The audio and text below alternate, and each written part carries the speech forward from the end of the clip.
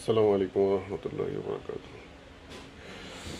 মানুষের প্রয়োজনে বা অপ্রয়োজনে আমরা যখন ওই অটো গাড়ির ড্রাইভারের সাইডে বসি, তখন আমরা আমাদের হাঁটুটাকে খুব সাবধানে ড্রাইভারের ওই সাইডটা, সামনের যে নিরাপদ সাইড, ওই সাইডে আমরা পাওটার মানে হাঁটুটা রাখার জন্য চেষ্টা করব।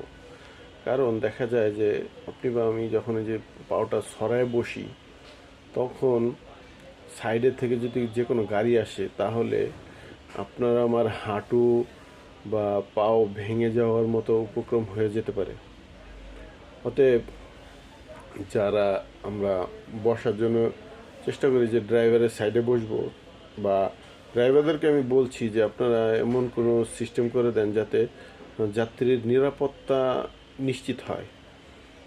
তো আর ড্রাইভার প্লাস যাত্রী উভয়ে যাতে আমরা এই বিষয়ে সতর্ক দৃষ্টি অবলম্বন করি, কারণ একটি দুর্ঘটনায় সারা জীবনের কান্না।